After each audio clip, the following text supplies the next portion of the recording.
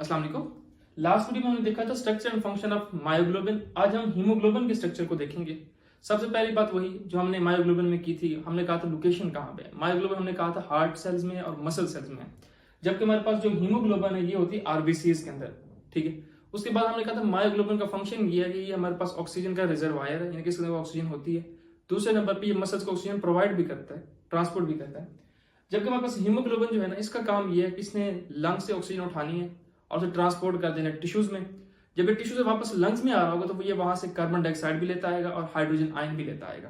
तो इसका काम है हीमोग्लोबिन ट्रांसपोर्ट ऑक्सीजन, यानी कि haemoglobin transport oxygen from lungs to capillaries of tissues and then also transport hydrogen and carbon dioxide from tissues to lungs. यानी कि लंग्स से ऑक्सीजन लेगा, टिश्यूज में पहुंचा देगा, वापस टिश्यू से हाइड्रोजन और कार्बन डाइऑक्साइड लेके लंग्स को दे देगा। उसके बाद जिसमें हमने कहा था कि मायोग्लोबिन जो है वो सिंगल पॉलीपेप्टाइड चेन के ऊपर बना, जबकि ये हमारे पास 4 पॉलीपेप्टाइड चेन के मिलने से बनता है। ठीक हो गया। अच्छा, 4 पॉलीपेप्टाइड चेन के मिलने से बनता है, जिसे हम टेट्रामेरिक कहते हैं। इसकी स्ट्रक्चर वो क्वाटरनरी स्ट्रक्चर है, इनके 4 फोल्डिंग तक होती है इसमें। Haemoglobin is a tetrameric structure. इसमें 2 डाइमर्स पाए जाते हैं। डाइमर्स का मतलब इसमें 2 चेन है, ठीक है, अल्फा बीटा। ठीक है, अब 2 तरह के डाइमर हैं। एक हमारे पास है अल्फा बीटा 1, एक अल्फा बीटा 2। ठीक है, ये 1 और 2 ये शो करते हैं, हमारे पास डाइमर 2 है।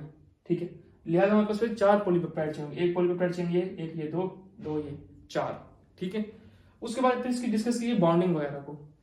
जो हमारे पास पॉलीपेप्टाइड चेन 2 है, ठीक है, यानी कि डाइमर्स है ना अल्फा बीटा 1, इनके दरमियान में डाइमर्स है।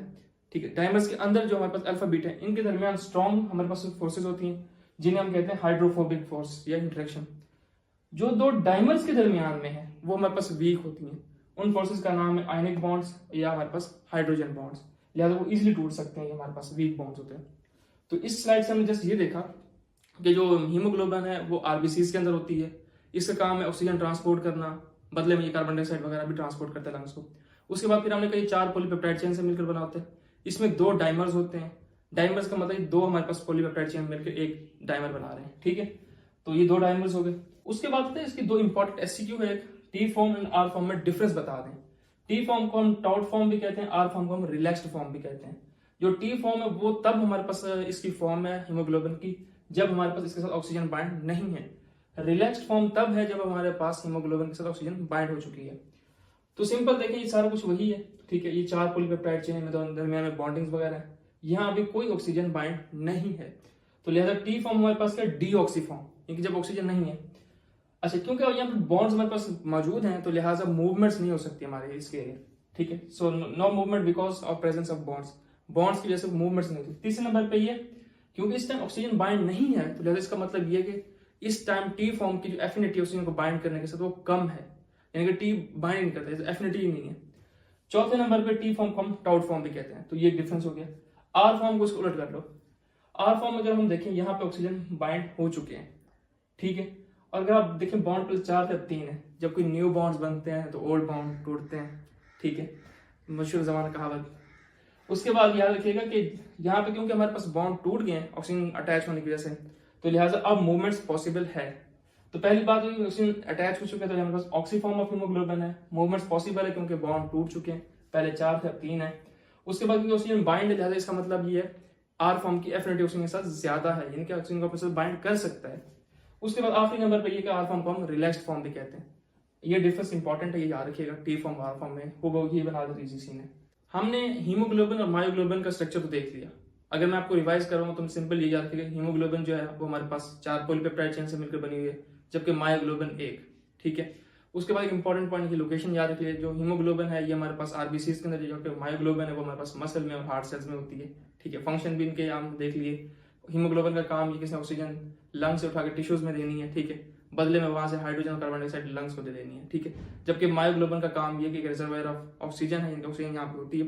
दूसरे नंबर इसमें मसल सेल्स को हमारे पास ऑक्सीजन प्रोवाइड करनी है। ये तो थे इनके डिफरेंसेस हमने जो डिस्कस किए स्ट्रक्चर्स वगैरह के अंदर।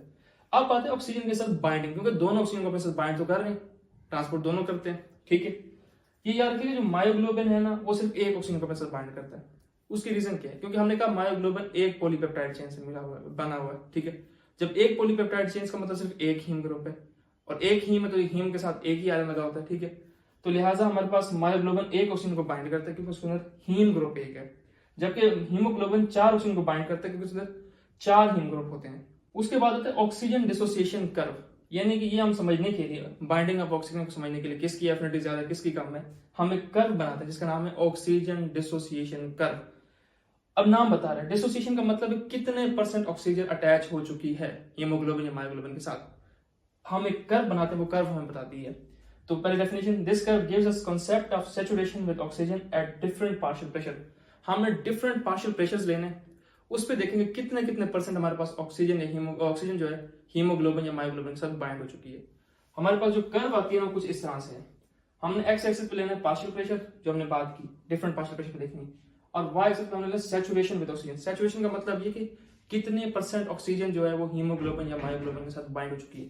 तो ये हमारे पास आ रही है, यह दरमियान में 50 या 100% हमारे पास बाइंड हो चुकी है। ये याद रखिएगा, हमारे पास एक्स एक्सिस पे पार्शियल प्रेशर, ठीक है। जब हमने देखा, जब पार्शियल प्रेशर 1 था मायोग्लोबिन का, उस टाइम हमने देखा 50% सैचुरेट हो चुके थे। इसको हम कहते हैं P50। पहले P50 को देखते हैं।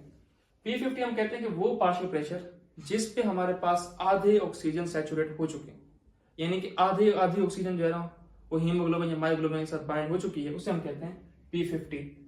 The partial pressure at which half saturation, मतलब हाफ सैचुरेशन अकर्स, यानी कि 50% जो है ऑक्सीजन के साथ बाइंड हो चुके हैं, इसको हम कहते हैं P50। ये याद रखिए, जो हमारे पास जब पार्शियल प्रेशर 1 होता है उस टाइम मायोग्लोबिन 50% बाइंड हो चुका होता है, ठीक है। इसका मतलब क्या हुआ कि हमारे पास मायोग्लोबिन की एफिनिटी ज्यादा है, वो ज्यादा जल्दी ऑक्सीजन के साथ बाइंड लेता है। जबकि हमारे पास जब पार्शियल प्रेशर 26 होता है तब हमारे पास जाके जो हीमोग्लोबिन है ना वो 50% बाइंड हो चुका होता है। यानी कि एक तरफ मायोग्लोबिन है 1 पे, ठीक है, 1 mmHg पे जो है हमारे पास वो बाइंड हो चुका है 50%, जबकि एक साइड में हमारे पास है हीमोग्लोबिन जो कि 26 पे हो रहा है। इसका मतलब है मायोग्लोबिन की एफिनिटी ज्यादा है, इनको ज्यादा जल्दी से बाइंड कर लेते हैं ऑक्सीजन को अपने साथ, जबकि हीमोग्लोबिन थोड़ा लेट कर रहा है। तो लिहाजा यही है कि myoglobin has higher affinity for oxygen. उसकी रीजन क्या है, उसकी P50 हमारे पास 1 mmHg है, जबकि हमारे पास हीमोग्लोबिन की एफिनिटी जो ऑक्सीजन के साथ है वो बहुत कम है, क्योंकि पार्शियल प्रेशर जो P50 है वो कितना है 26 mmHg है। ये दोनों MCQs आते हैं। अच्छा, इनके हम कर्व देखें ना, जैसे हम पार्शियल प्रेशर बढ़ाते जाते हैं अल्टीमेटली हमारे पास सैचुरेशन होती जाती है।